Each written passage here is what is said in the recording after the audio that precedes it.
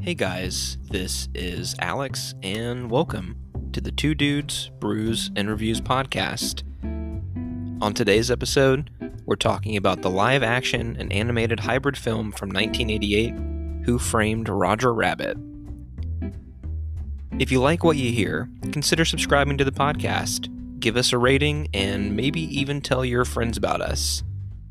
With that being said, we hope you enjoy the show.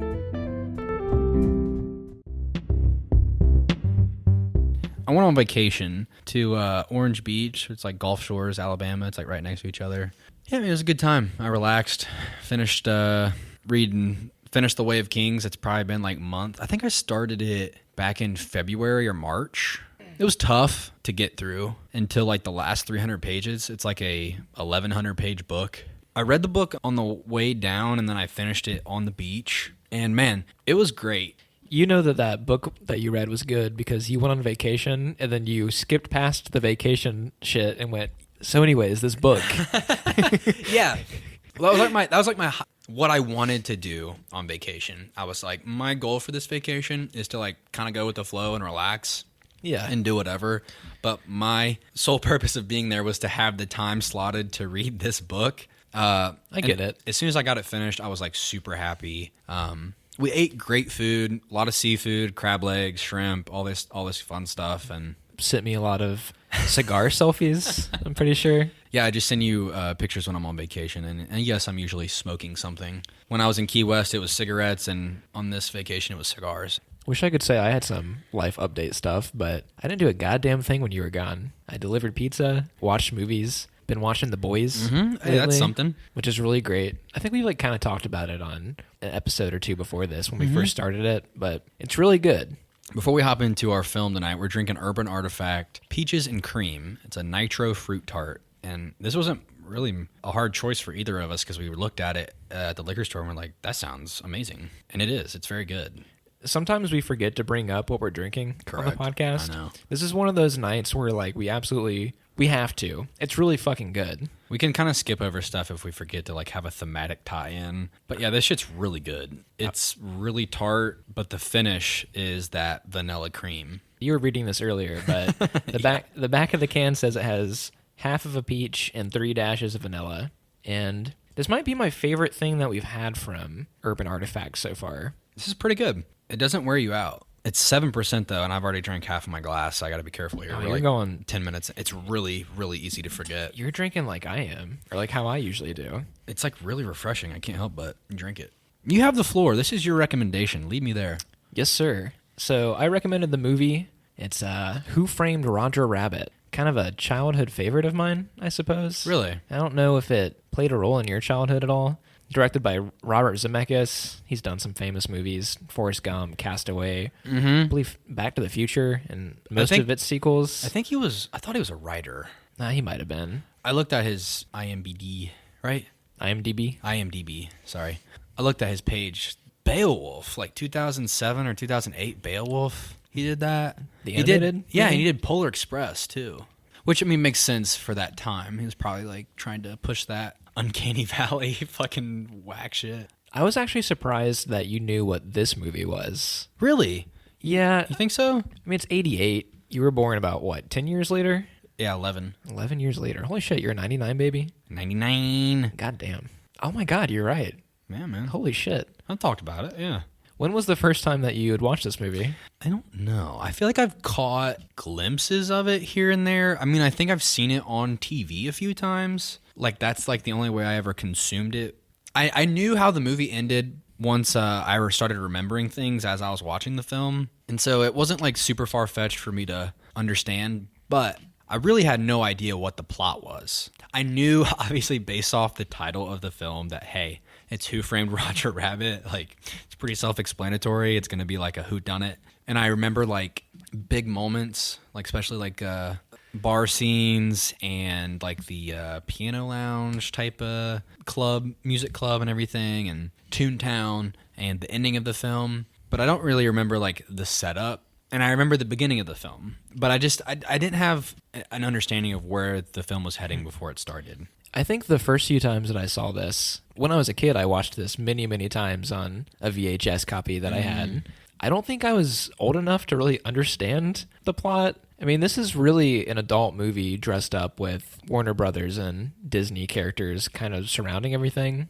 That's a huge thing for me because while watching the film, the first go around, I'm thinking to myself, I'm like, hey man, this guy's an alcoholic. Like, why are we like throwing this in the faces of children? And we'll get there with the other things that I caught, but like just relative to what I thought was going to happen. Did you think it was going to be more kid-friendly going into it? Yeah. I did too. I'd forgotten a lot of the taboo shit that they threw in here. It's not like unheard of for children's movies to kind of have moments that are aimed towards adults. You know, you ever like gone through like a YouTube compilation video of like moments that adults only notice in kids' movies and stuff? Or it's just like there's like small things. I mean, SpongeBob was full of them. And like I think Ice Age has a few. Oh, I'm sure. And you know what I mean? It's like kind of like this thing where obviously adults are making these films and you don't really have that perspective when you watch a film as a kid. You're just there for the fucking cartoon. You're there for the fucking scrat. Like in Ice Age, like that was the big thing. I didn't care what was going to happen in the movie because all the advertisement for the film was like Scrat like getting crushed and like stomped and trampled and like in outer space. You know what I mean? Like it was all this great. You know what I mean? So you don't have a fucking developed frontal cortex, man. You gotta like you're just there for the party. And so when you get to the films like this and you catch stuff, I guess I just don't understand how it makes its way there. But because this movie is like all that basically, for it's the all most part, adult content. But isn't it advertised towards children? I don't know. It's rated PG-13, isn't it? No? Is it PG? I didn't know that. Keep in mind, in the 80s, PG is like you're treading water. Yeah. Like, because I remember watching like Airplane. There's like full-blown like female nudity in that movie. And I'm like, whoa, we didn't expect that to come in. I mean, Gremlins was PG. In the first Indiana Jones. I mean, there's like a guy melting in that movie. Like, it's very gory. Yeah. Gremlins is pretty gory at times. Chainsaw. Yeah, all that stuff. I don't know. I guess I didn't really put it in that perspective because I caught it. Like, I'm pretty sure like it's been on Cartoon Network a few times. Like, it's probably where I watched it as a kid. Oh, I'm sure. It doesn't feel overly explicit, though. There are, like, animated films that are completely directed towards adult. Like, Beowulf being one, for example. Like, you just didn't know when you were younger. Yeah. Because when you have the correlation of, oh, something's animated, it's meant for children. You don't get that when you're a kid. I mean, is there other examples that you can think of that do that? Like other animated movies? Yeah. That are like for kids that are... that are like adult oriented. Like that shitty Sausage Party movie that came out. Oh, yeah. Stuff like that. I was thinking more like retro. I'm trying to think of a couple. None that come to mind. But who was this for when it came out? If I had to guess, probably adults that might be nostalgic for 1940s and 50s style Warner Brothers shit. I mean, even me, when the movie opens up with the short little cartoon, I had like an immense amount of nostalgia for like Wile E. Coyote and Bugs Bunny and shit, where I think that style of humor and animation is almost timeless in a way. I still am a huge fan of Tom and Jerry. Tom and Jerry's fucking great. When I was a kid, I mean kid very lightly, like maybe like I'm 13, 14, 15, like still coming home on the bus from school. And you get home around 3:30. And I'd get home and the first thing I'd turn on was Tom and Jerry on Cartoon Network. And then it would lead into like my favorite shows, which were like Adventure Time and the regular show. Like that was my bread and butter when like my younger years of high school and like older years of middle school and everything, like 8th grade. I really, really enjoyed that stuff. And Tom and Jerry was like my favorite out of like everything. If we didn't know what to watch, we'd watch Tom and Jerry. Yes, this opening scene is very reminiscent of that. The slapstick, environmental danger type stuff. A character moving through an environment and getting the shit rocked out of them. Which is, I mean, I guess that is like MGM and, you know, Warner Brothers and all that, like how that pretty much is the whole point of the animation is just to beat the shit out of whatever character is in the... Pretty much. I mean, Elmer Fudd was on the receiving end of shit like this. Wile E. Coyote. It was all kind of the same formula across cartoons with slight differences in style. This opening scene is a complete homage to that. And it like really holds up well. Like the colors fucking pop. And Oh, yeah. I was like, damn, this looks really good. And I guess like probably it's when it was made and the fact that it has movie production budget behind it, doesn't it feel like the frames are tighter? Like there's more frames in between animation? Like it felt really, really clean. Like It was smooth. Yeah. Yeah. Compared to like when, I mean, I'm trying to think like Tom and Jerry was probably like the 60s, 70s and stuff like that. That stuff, it's a little bit more crude. Obviously with like the filmmakers and the animators working on this, they have to like knock it out of the park. You have to make it feel movie quality and you're getting your money's worth in that respect. But man, it looks fucking good. I was a little worried when I first recommended this because I was kind of afraid of this being too kiddie or, I don't know, just like falling back on a style that you or I really want to be into. But as soon as the short ends and we realize that we're like on a movie set and you have all these vulgar characters running around and the woman that was in the sketch is actually an animatronic pair of legs. Did you see that? Yeah. You can kind of tell that it's going to be a little bit of a special movie going forward. I remembered this during the short. I'm like, hey, isn't the baby like An adult man. Yeah. I'm like, let me think here. This is like a perfect way to open up the film, though. In like regards to how we're going to move through the rest of it, to introduce like animation and then break that fourth wall between animation and real life. I found it overall, just like get the ball rolling. I thought, hey, this movie's like still really charming. It's super charming. But sometimes it gets on my nerves a lot. What, like the tuneness of it? I think like later in the film, the back half, I get really, really frustrated in certain aspects, and we'll get there. Yeah. But I think the second act is iffy. tough. It's Yeah. iffy for me. I think that the first and the third act are almost perfect, but I get really... I start zoning out in the middle of the movie a little bit. I think it might be because of Roger is a really annoying character, and then the farther you get into the movie, you're more ingrained into tunes, like where Eddie Valiant goes to Toontown itself. I'm not really into that stuff as much as the tunes being in the city with him. It becomes a little too much. I share the same sentiment for the most part. And it's not so much the annoying part of like the tunes, like in moving in the latter half of the film. I think the best technical moments are in the first and the second act of the film. And in the third act, it kind of like drops the ball a little bit. You think so? As far as like a technicality goes, in some regard, it's not like bad. I just think there was a few moments that really bothered me. You're telling me you didn't like flat Christopher Lloyd after getting run over by the steamroller? I like that. Hey, just a side note. God damn, that guy's teeth were white. Yeah, they were. Jesus Christ. Like I mean, obviously they're like fucking veneers or some shit that they put on the actor himself. But I was like, God damn, that guy's teeth are white. And I was like, oh yeah, he's a toon. I forgot. And I'm like, okay, so like maybe like the teeth being white. Also, it adds good contrast to his face and the shots that he's in. Yeah. And stuff like that. Where do we start? This will be hard to skip around. We can do it, though. I really like, I don't know, we get a lot out of that first scene. We get to see the short, and everybody's pissed, and because Roger can't make stars appear. He flubs his line, man. I think it's great how, as he's walking to the trailer following the director, the camera kind of pans over a little bit, and then you get Eddie Valiant in the shot, and he just says in the most disgusted way, tunes. You know, I have my gripes with this character. With Eddie? Damn, I think he's the best one in the movie. Oh, I mean, like, I don't think he's like it's a terrible role or like a terrible character. I think some of the challenges with the film of animating a character that's not there and having an actor pretend that a character's there, it was really difficult. And they did it in a lot of interesting ways to make it work. Like, they would have puppets on set, and they would shoot the same shot twice. And so, like, they would have the puppet on set and, like, the voice actor for that character off to the side. And, like, Roger, obviously, was there.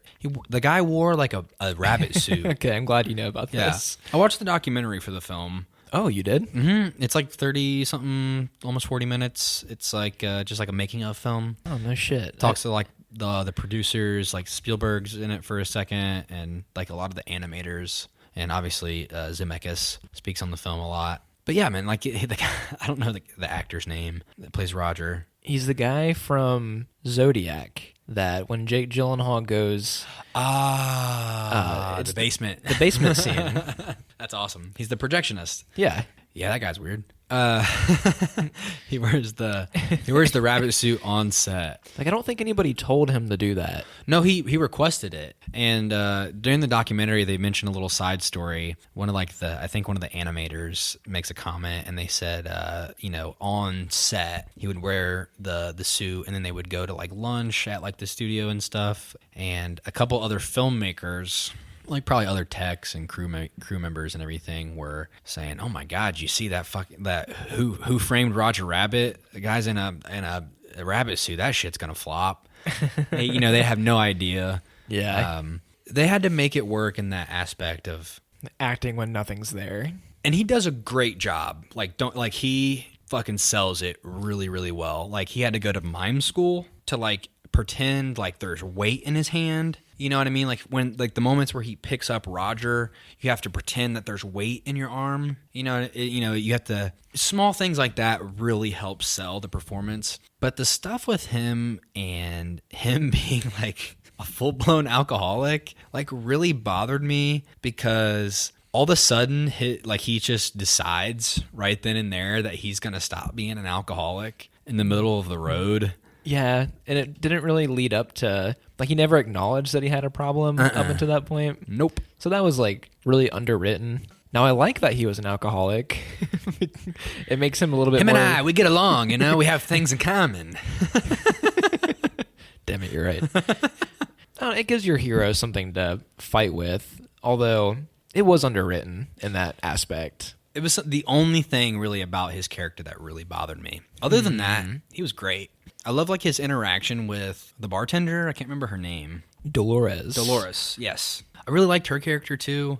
I don't know. I feel like you do get like this little slice of what their lives are like, and then this whole Roger Rabbit conundrum has like really kind of sit there like normal day to day, and it's like turned it up over its head. And I don't know. I enjoyed that stuff, and I feel like they really set up in a small way of like showing that both of these characters are actually like kind of beaten up and like kind of down on their luck. And I like that. And they did it really subtly. And then that's all like in the first hour is like all this, a lot of exposition. Let's put it that way. I don't know. You get like good backstory. I think it's told in like a really natural way for the most part, though. I mean, the whole side plot with Eddie and his dead brother, I think there's a great cinematography thing where he goes back to the office and the camera pans across his desk. It shows all these newspaper articles, and it's a continuous shot. Yeah. And when it reaches right back around to Eddie, it's like a night had lapsed, like a night had passed, and where he's passed out on the desk and everything. I thought that shit was great. That was really smart. It's interesting. I think this is a good scene to talk about it too. The shot was in '88. Yeah. That scene in particular is great homage to like film noir. Eddie, he's a detective. He's a private investigator. And his whole goal is to investigate Roger's wife. What's her name? Jessica Rabbit. Really bad with the names tonight. I'm glad I got you here. Jessica. He's fucking beat up, man. He can't get his lines right because it's rumored that, Jessica's been playing patty cake, stuff like that, where they're not doing well and it's fucking him up. Poor Roger. This is one of the things that shocked me the most on the first rewatch, where he goes to take pictures of her through the window. Yeah. And she's like screaming patty cake and pleasure. and I'm sitting like on my couch at 2 a.m. in the morning, and I'm like, oh my God. I watched this when I was 5 years old. Uh-huh. And I guess the joke is that when he shows them the photos, they're literally playing patty cake, which is funny. Well, it's set up around the Jessica Rabbit and I can't remember his Acme, yeah. He's like a goofball, almost like a gag artist. He owns Toontown and the Toons, and he's like a career trickster, so to speak. And he lives on that shit. So like goofball shit. Like I think when we first meet him is when Eddie is going to investigate, and they're at the piano bar. the introduction to Acme is he like shoots ink on Eddie's shirt and gives him a handshake as a gag, like the buzzer in the hand, like, oh, it's a classic. This guy's a fucking goofball. I was like quite irritated with him like when we first met him. Yeah. But I think that like that interaction like really sets up one of like the craziest technical scenes I've ever seen in all of film. Like outside of cinematography and like our favorite directors, like Villeneuve is my favorite technical director as far as like visual, as far as like shots go and just like the way things feel, having like a cohesive product. Like this shit was hard to do. Oh, I bet. The scene is so lively. Like you can tell that they put a lot of detail into things that maybe didn't even need it. I believe the film took like 2 years to animate on top of the shooting and stuff. And I think they did it like a little bit at a time from what I know. Like they would shoot things and they would animate and you wouldn't get like that full product. It wasn't like they shot every scene and then sent it to the animators. It was like they would shoot scenes, send it to the animators and like work around it. And they would keep shooting and they would send stuff to animators and all these things. But this scene in particular was like they would have like the penguins would carry trays of drinks to the human actors that were there on set. But they're real trays. But they're real trays with real drinks. And they would be set up on like almost like steel rods and they would be under the ground and an actor would pull them, like push them across, or not an actor, but like a crewmate would push them across the floor. Like the floor was cut out for that. The pianos are being played by Daffy Duck and Donald Duck, which is like crazy that the IPs are bashing. This is the first and only time that this was ever allowed to be done. I think that Robert Zemeckis had final say on the cut, so he was able to do whatever he wanted with these characters as long as they appeared on screen for the exact amount of time. So like Bugs Bunny couldn't have more screen time than Mickey Mouse type shit. Yeah. Very Which is funny that they're on they appear in the same scene. I'm baffled that Disney allowed this. Like Warner Brothers, like I get in the 80s. This would never happen ever again. No, never. The only time it has been done is Spielberg's Ready Player One. That's the only other time I can think of them doing this. And besides, like these two instances, it would be like when Fairly Odd Parents and Jimmy Neutron would meet as a TV. You know what I mean? Like that was a big thing. But these are things that are like under the same roof. I also find it weird that they allowed these characters to be portrayed as dickheads in a lot of instances. I mean, even Mickey Mouse is kind of a jerk in this movie when he's like the nicest character in existence almost. Yeah, it's really funny because in Disney's cartoons, the characters are like things are happening to them and it's less about them doing things to other characters. You ever notice that? Like in, like you ever watch, for example, Donald Duck? It's like he's with like his nephews, like the 3 nephews, and like they're fucking up his day. Or if it's Mickey Mouse, like he's running into Pete and Goofy and all the things like that. Where like the environment and like they're trying to work through a situation and they're like running into obstacles that way. In Warner Brothers, it's Wile E. Coyote is running off a cliff. You know, the Roadrunner's fucking his day up with Daffy Duck and Elmer Fudd. Jesus, names, things, places. These are things that neither of us have thought about in a long time. But those characters are interacting in a much more violent way compared to Disney.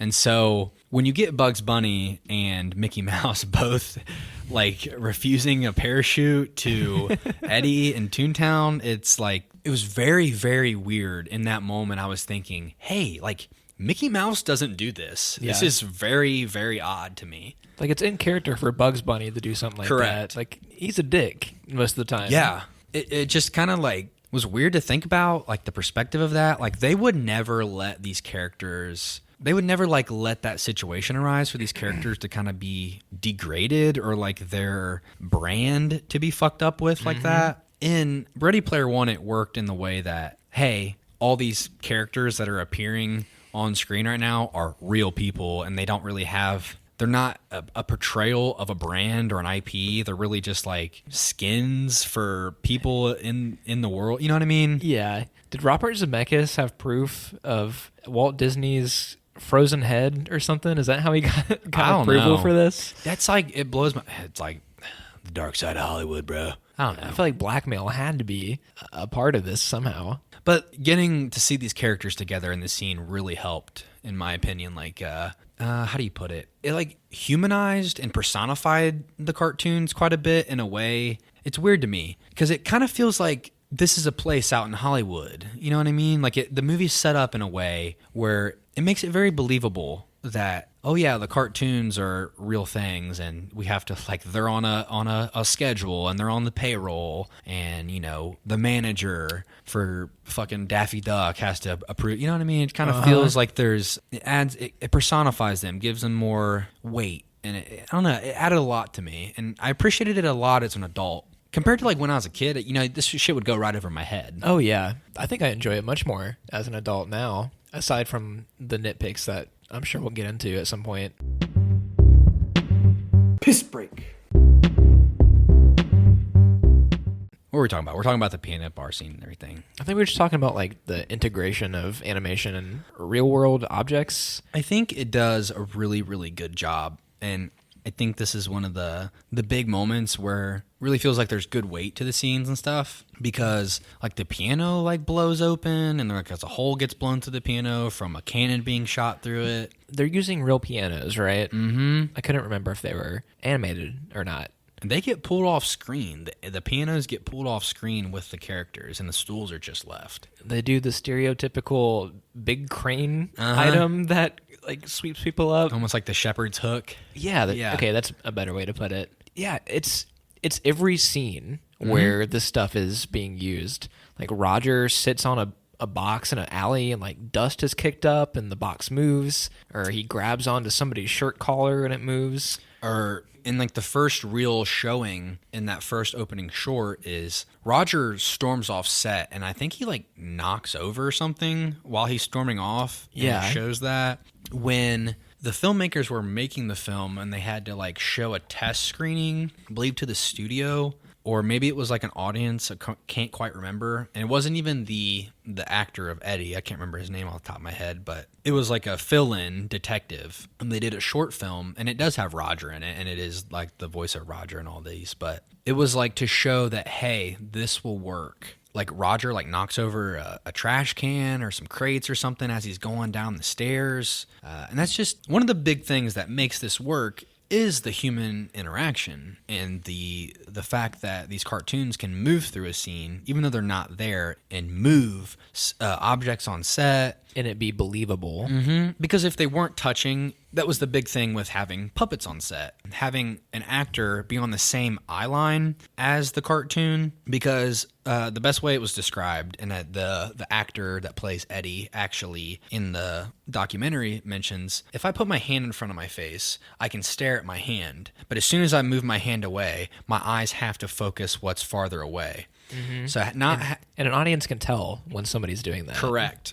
There were moments in the film where it's not quite perfect, but I can think of one in particular when Roger shows up at the apartment or the office building for the first time, and he's standing on the bed and Eddie's looking at him. You can tell that he's looking like right through something, and that bugged me a little bit. But for the most part, I would say like at least 80% of the time it works, right? Especially considering this is like the first time it was done on this scale. I think it should be said that this isn't the first animation human hybrid that's been done. Old stuff like Mary Poppins and stuff back in the day, where the camera would be fixed and they would just kind of animate around like a blank background, which is really boring, but I'm assuming it was groundbreaking at the time. Yeah. This was way more kinetic. Every scene has so much life to it. I think part of what, I don't know, you remember like being a kid and watching commercials on like when you're watching cartoons and stuff, and there would be like a kid talking to a cartoon or like an advertisement, or how many licks does it take to get the center of a Tootsie Pop? You know what I mean? Like if like the whole basis of the story is based off a novel called Who Censored Roger Rabbit? Yes, it is. And it was written by a guy, don't remember his name, who gives a fuck? He ain't in the movie. We don't care. He wrote it after watching a commercial where people were talking to a cartoon. And so that was like the whole basis of... And I think that book is much more vulgar than this. Yeah. But I think Spielberg and Zemeckis wrote around the script. I think there was like 40 drafts of the script. Finally, the final draft got made into this film. But yeah, man, like it does add good weight. And I think if we're going to still talk about the piano scene, what really...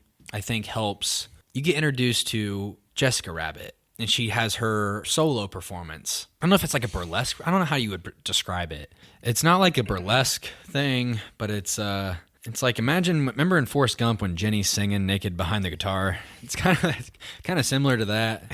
It's somewhat erotic in an uncomfortable way that a man of my, how do you put it? My sexuality would, he hates to admit, but goddamn, this is one sexy cartoon. Pulling at your shirt collar to cool off a little bit. Poor Eddie, man, he got it done. You know, he was fucking getting all frisked up. Poor guy. Yeah, he didn't know what to do either. I think this was pretty cool though. I liked the inclusion of Betty Boop. Yeah, that was really smart. Man, that was really smart. And she was voiced by the original actress that did her voice. 89 at the time of being filmed, I believe. Yeah, just like little homages to old stuff like that I really enjoy. She's still in black and white and everything. She mentions that. She said, Eddie says, "Oh, I didn't expect to see you here." And she says, "Yeah, like work's been rough ever since cartoons went to color." Like that's smart shit. That's good writing right there. That's good use of that character. I have a question. When they talk about the bar before Eddie goes there, they make a comment about it's a human-only bar, but like the cartoons or the performers. Are they insinuating that there's segregation of cartoons in this world? Is this like some kind of commentary on slavery or race or something? I don't know. I don't really think about it like that. I found that really odd because Eddie has a hate for tunes. It doesn't go overboard with it. I guess there is like reservations and prejudices towards cartoons, especially like from Eddie's eyes, being like the cartoon that murdered my brother, my bro, my fucking homie. Yeah, I didn't really pick up on that too much, to be honest with you, at least dialogue wise. But I understand like there is somewhat of a disdain. And for the most part, quite a bit of human characters are quite annoyed by most cartoons, you know what I mean? I kind of had thoughts of like white people going to like a jazz club during the 50s or 60s when segregation was still a thing, and like the performers would be black musicians, but the crowd was all white, and like black people probably weren't allowed in the club to see the show. You know what I mean? Like that's kind of what it reminded me of. Which is weird to think about in this fucking movie about cartoon characters. You know, something that was kind of brought up into my attention while watching the film was I was thinking about racist cartoons, like Song of the South and stuff like that. Yeah. That was like kind of in my head while I was watching it. Like Splash Mountain at Disney World, like that whole ride is based off that movie. Yeah. You know, not to get all political commentary on the podcast, but I just found it very interesting to think about in terms of where we're at now and not being alive for those moments in time. Just how I don't really understand how stuff like that gets made. I don't know, just things feel so much more, it couldn't happen. And like the stuff with like actors doing blackface and kind of stuff like that has been brought up into light in the last few years, I feel like. Oh, yeah. I guess you just really don't think about it in a way, from my perspective, being how young I am, the way I grew up, or... Do you mean like you don't notice it? It's just not something that really... I don't understand how media can be produced like that in a way that would be entertaining to people. I just think about how can something be so blatantly unfair and racist and it be consumed by people and people enjoy that? Well, Austin, Walt Disney was famously a huge fucking racist. He was like an anti-Semite, right? Like I believe so. Anti-Semitic. Yeah. He's doing all right. He's somewhere frozen.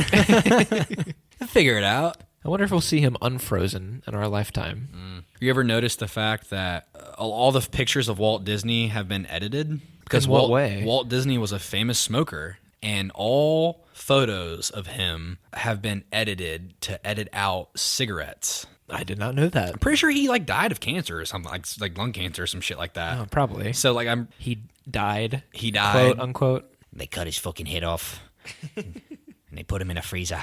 I don't think we'll see him unfrozen. I feel like this is going to turn into like a conspiracy podcast. Bruh, man. The return of Walt. They're not bringing him back, man. They're too worried about fucking covering up the flat earth, bro. They're trying to keep us from the knowledge, man. Space ain't real. All this shit with the telescope, it's just a fucking distraction, man.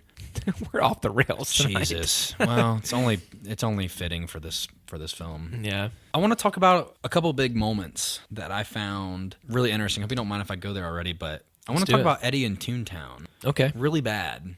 This is the moment in the film where I think it doesn't work as well. I completely agree. Because it's the inverse. There are like a handful of shots that really work. But for the most part, it's really difficult to get your eyes to adjust to the fact that Eddie's in Toon World and it doesn't feel like he has a lot of weight to him, especially like him driving the car into Toon World. I couldn't tell that he was looking out a window or stuff like that. Like it's really charming. Like the animation and stuff is like really nice, but the fact that you're putting this human character with no other grounding behind him to like set up your eyes to relax on like a foreground. I think it especially hurts the scene or the scenes that take place here because Eddie kind of adheres to the rules of cartoons. Like when he takes the elevator up and he's like turned into a flat pancake for some reason. Mm-hmm. When Toons go to the city, they don't really adhere to human rules. So why would Eddie do this? Like, why would it work that way? Mm-hmm. Like, I think it kind of, as you say, the grounding of the character, it kind of ruins that in a way. Like, I think the elevator shot where he's up on the ceiling was really nice, but how he got there was very difficult. It was very obvious that he's on a green screen, and it's kind of frustrating. Oh, yeah, for sure. Because the production value has been really high at this point as far as, like, great cartoon integration into the world, and it kind of feels like the movie's stepping on its toes a little bit and kind of showing you, hey, there are some limitations to what we can do here, but we're going to show you anyway. Which was kind of frustrating.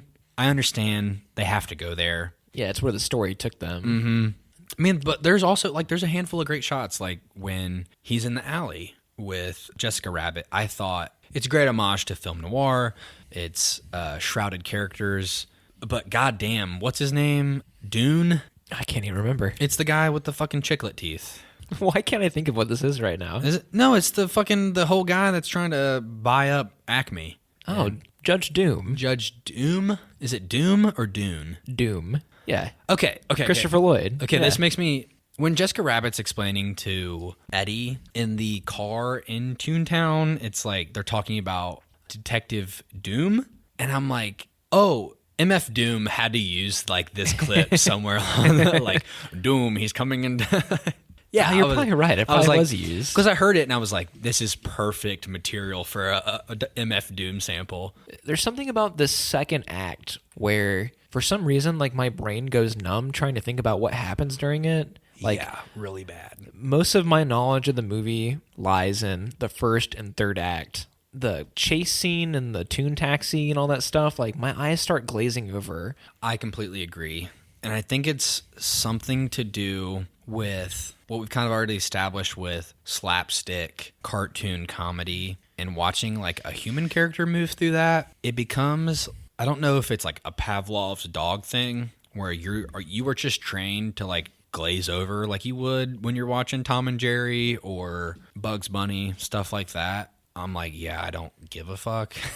Like, I guess it's less about plot and it's more about, hey, let's pay homage to a classic cartoon while like making a human character move through what we would do to, Elmer Fudd or whatever the fuck.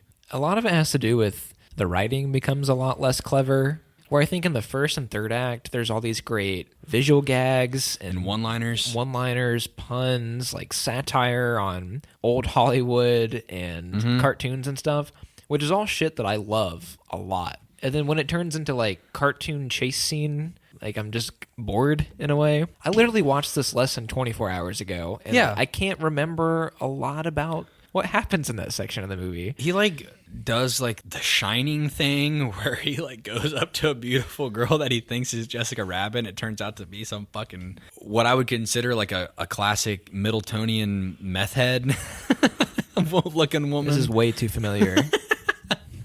Way too familiar. Can I get like 75 cents for like my dog? I gotta run to the store.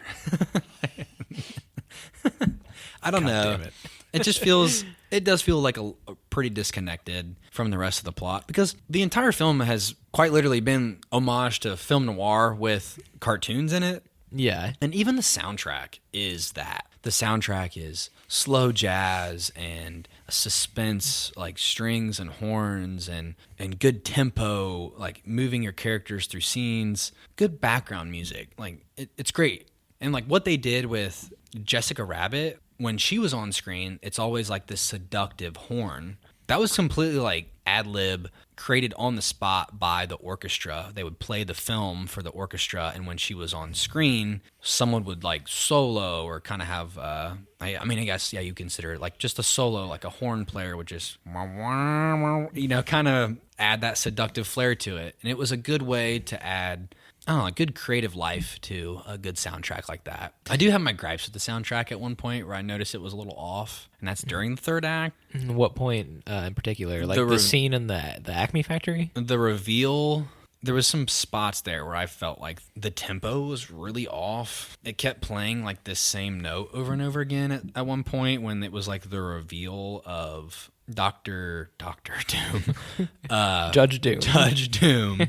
Jesus. Names. It was just a little off for me. I noticed it in the third act a lot. And I think one of the reasons why I don't like the third act as much is because it comes right off of Eddie being in Toontown. The momentum's been killed for you a little bit. A little bit. Okay, I get it. I think the third act is like fantastic. What about it? What about it really sells it for you? Because there's a few things that I'm really frustrated about. I mean, maybe nostalgia plays a part of it. I always remember Roger and Jessica being tied up and the acetone shit being shot at them.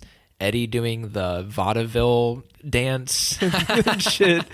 Like it becomes so incredibly goofy, and especially for Eddie's character who hates tunes up until this point, where he kind of becomes tune-like in a human way. Like I think that stuff all plays out really good. Like his arc is satisfying to me. You're going to hate me, and this is going to ruin it for you a little bit.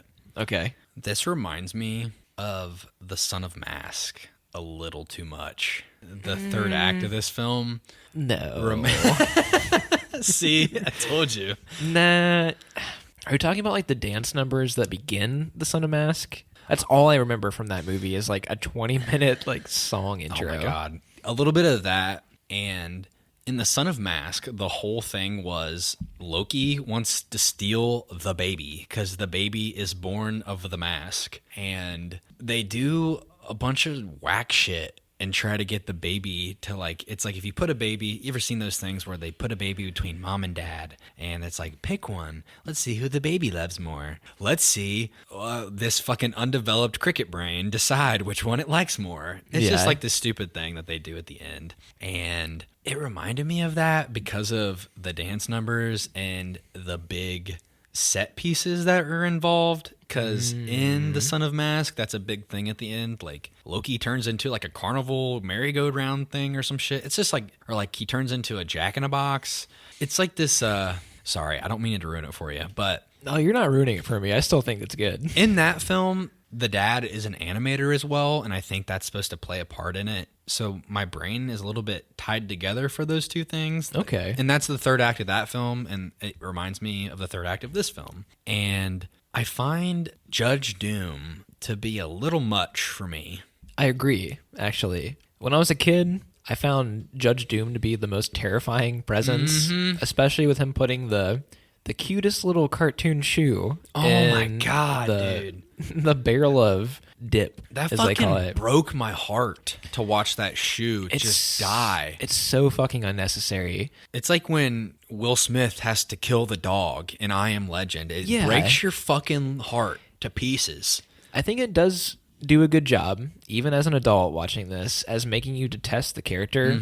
But watching as an adult, him being the bad guy is so telegraphed. Like, it's very obvious from the first time he appears on screen that, oh, this is the guy. Like, the whodunit's kind of ruined from his presence being so obvious, I guess. And a part of that is the things that become oblivious are, I dress in all black, and my silhouette on screen is to be an omniscient presence compared and contrasted to the rest of these characters. And I'm the bad guy that's trying to kill all these cartoons. The whodunit is gone. What's unfortunate about it is because the first like 30 to 40 minutes, the film feels like film noir. It feels like detective whodunit. And then it kind of just turns into a a cat and mouse chase, which kind of ruins the whole vibe that the movie gets set up on. Yeah. Which it's not like imperfect. I understand. I mean, he is a toon, after all. Like, his presence would be over the top, which makes sense. And I think at one point when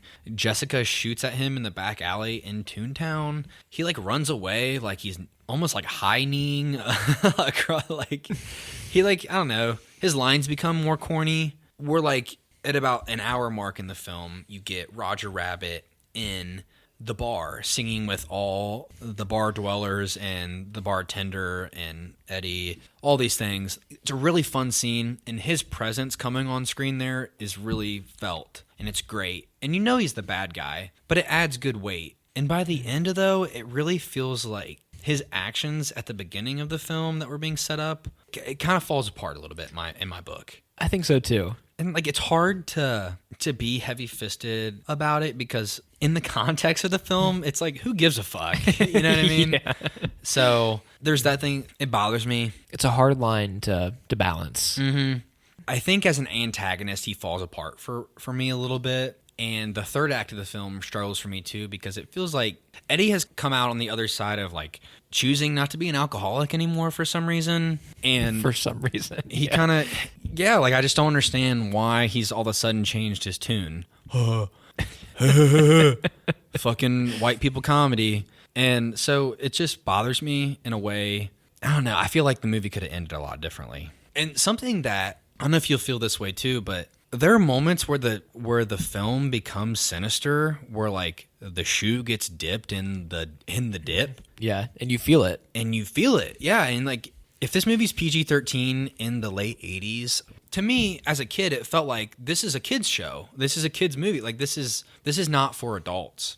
Coming to it as an adult, I'm thinking, hey, you really kind of played it safe in some aspects. Like, I feel like it should have been a little bit more sinister towards the end. I completely agree. Especially, like, leaning into film noir. You know what I mean? Yeah. Setting up that dark pace. The movie sheds that completely in the third act. I still find it super entertaining, though. I'm not going to lie. I love Christopher Lloyd hamming it up like crazy as his character.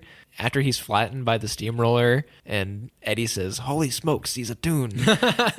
And Christopher Lloyd gets up, and of course, like, this flat animation is so fucking scary, even to me now, where he says, "Surprised!" Like, it's great in a way that I can't even explain.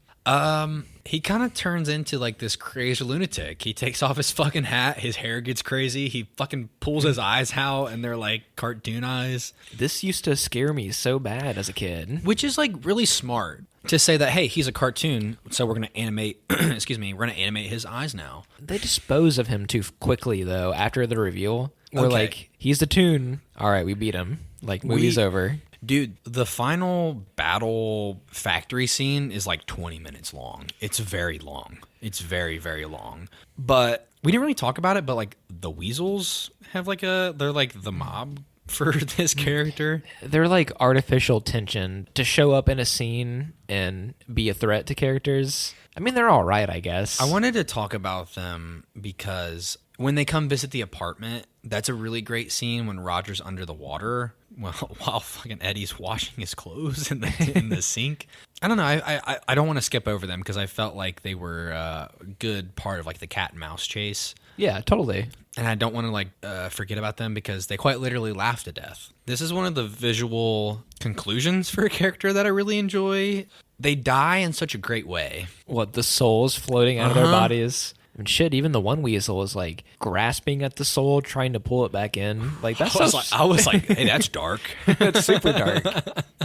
I don't know. I think part of it for me, there's a lot of visual gags in this third act. And yeah, just coming off of that Eddie in Toontown, it really feels, after you glaze over, it's hard to, like, settle back in because literally right after Toontown, it's like, okay, everybody's tied up. We're going to reveal our big plan and we're going to watch the characters solve the problem of getting through this final act. So it's difficult for me to, like, hang on and it get progressively more goofy as it continues through the end of the film. I don't know. It makes me miss the beginning of the film. But I don't know. Like, I mean, it's criticism in a way that I don't really know how you would write it based off, like, the first hour of the film being, for the most part, film noir.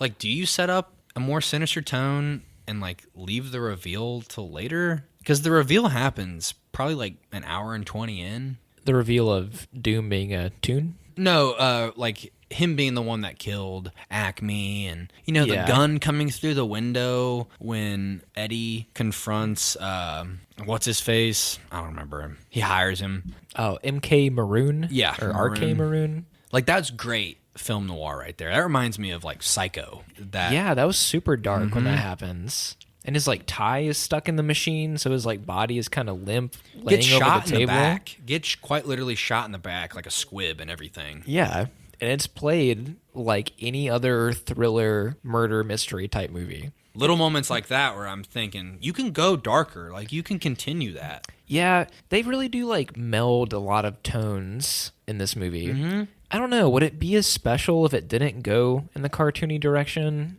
I feel like that's kind of, it's like in the DNA of what it should be. Part of it to me is that they had to decide, hey, on the script writing, this film has to end in a positive note and everything has to continue. It has to come out on the other end in a positive, childish light. And if they would have written it darker, I think the movie overall would have a completely different feel. And it would feel more like tragedy. It would be strictly reserved to adults. It would be less marketable. And maybe that was something they considered as a studio to say, hey, we can't really follow maybe even the source material.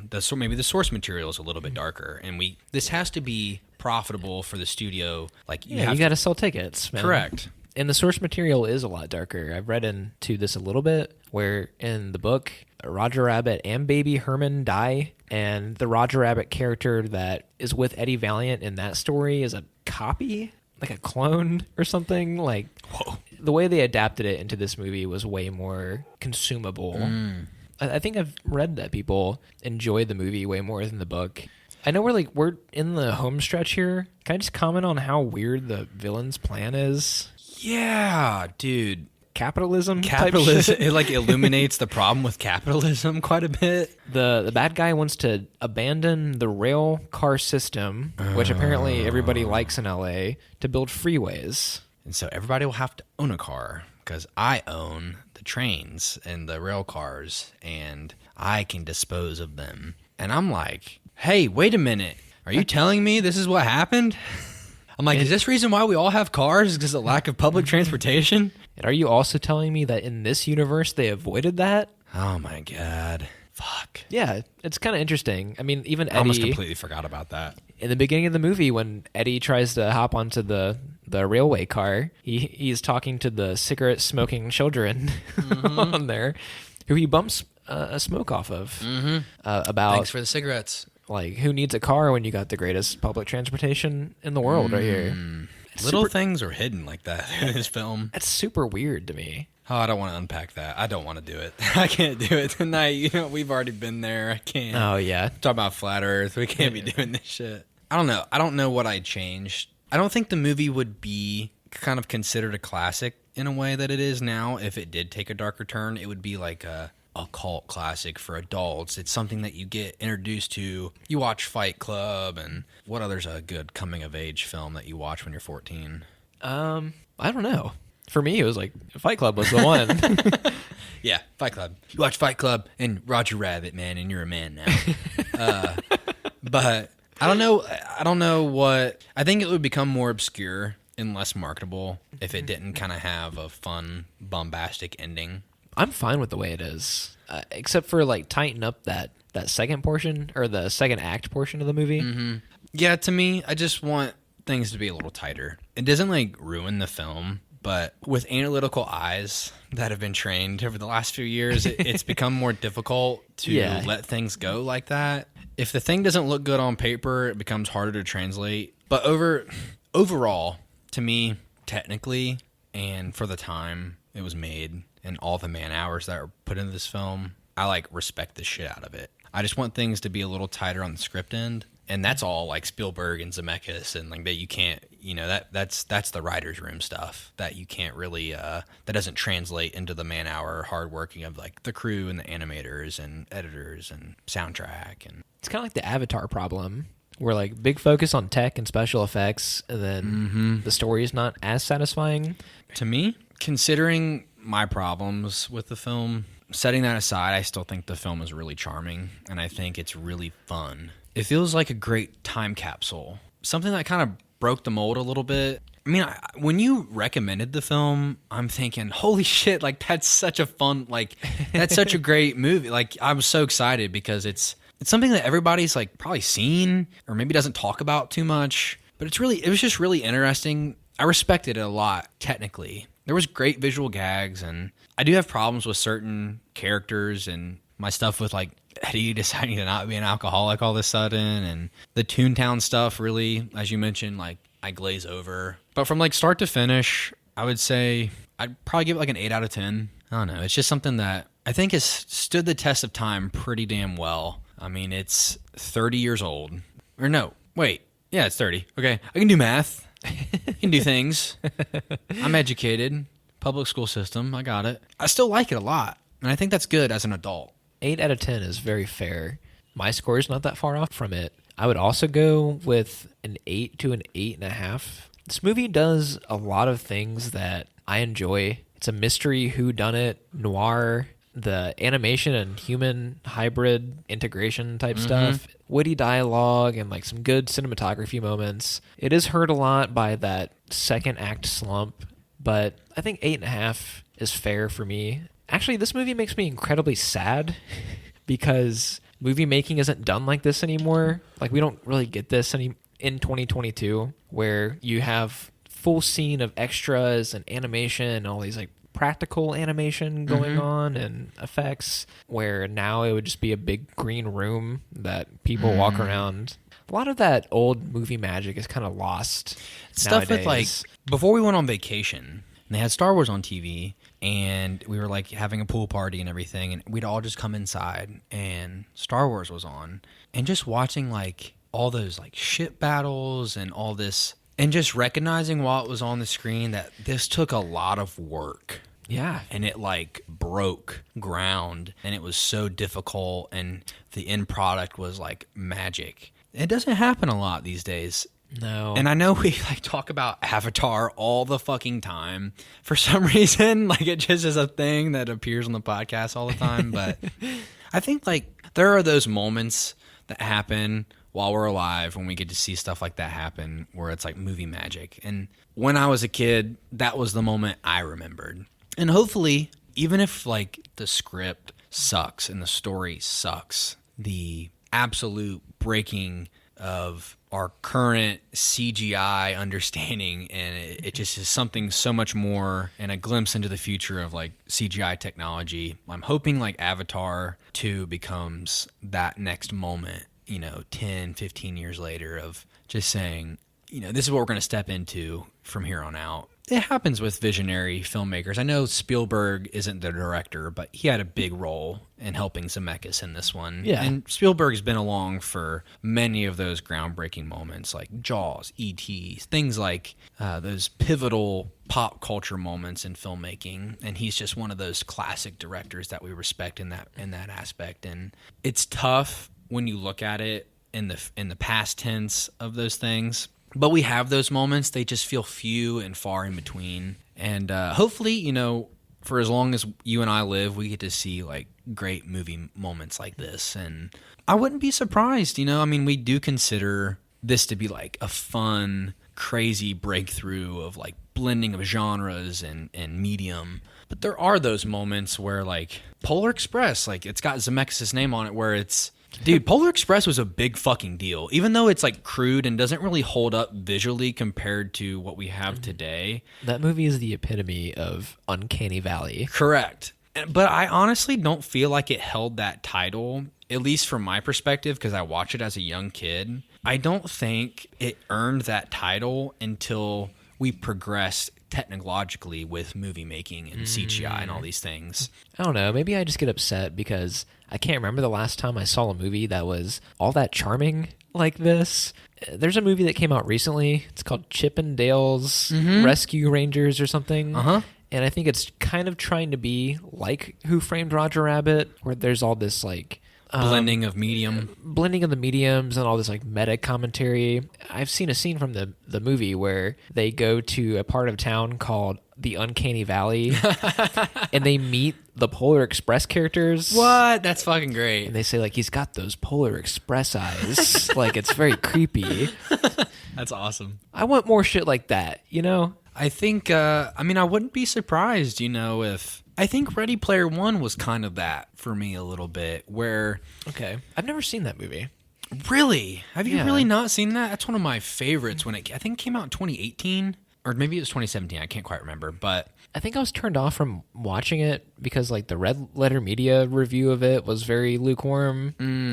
I thought that movie was really charming. I don't think it's, like, a fucking masterpiece or some perfect movie, but that movie's really fun, and it's hard to beat that fun. I know the Iron Giant's in it, so that excites me. Dude, they have Iron Giant, fucking Gundams, like there's a Gundam in it, like the Japanese mecha anime, fucking Mecha Godzilla, like that's all like in the end, but that movie's really fun. And that may come up on the podcast one day, you never know, but I've always kind of figured that it would at some point.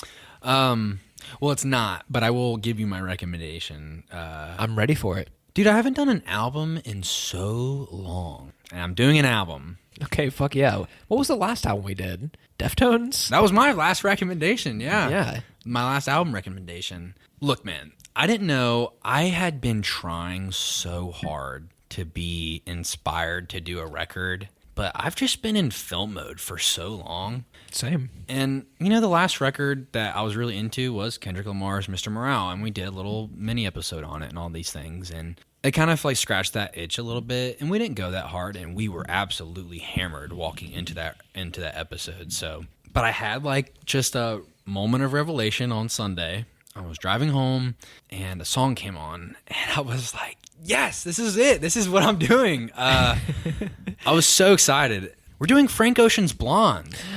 Oh my God. Yeah, this is going to be really fun. This is so fucking weird. When it was my next turn, I almost was going to do Channel Orange. Okay.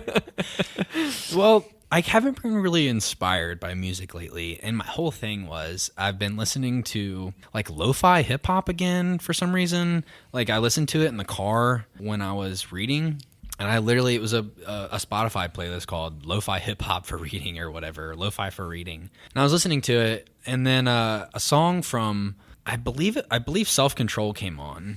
Oh, it's a good one. Yeah, it's so good. And I was like, this album has such little percussion. It is very like string oriented. It feels lo-fi at points. And I don't know, we haven't talked about Frank in a while, and he's kind of MIA, and we talk about him here and there, but I think this is going to be a really great record to talk about on the podcast. I feel like we used to talking about Blonde when we first started the podcast. It was one of the first recommendations that I almost did, and I kept putting it off for some reason. But yeah, dude, this is a great choice. This is one of those records that feels like one of the last classics that are modern that I can remember. I don't know, sure. man.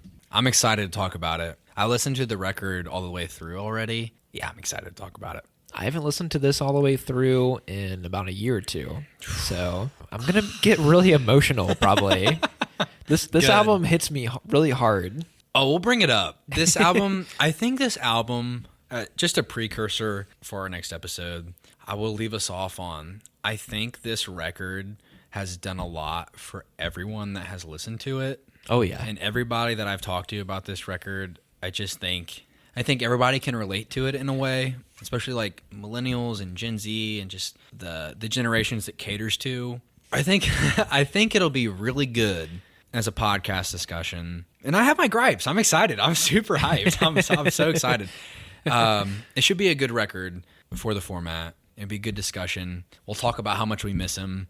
But until then, I'm going to say goodnight. And if you could do me a good favor and sign these motherfuckers out. Adios.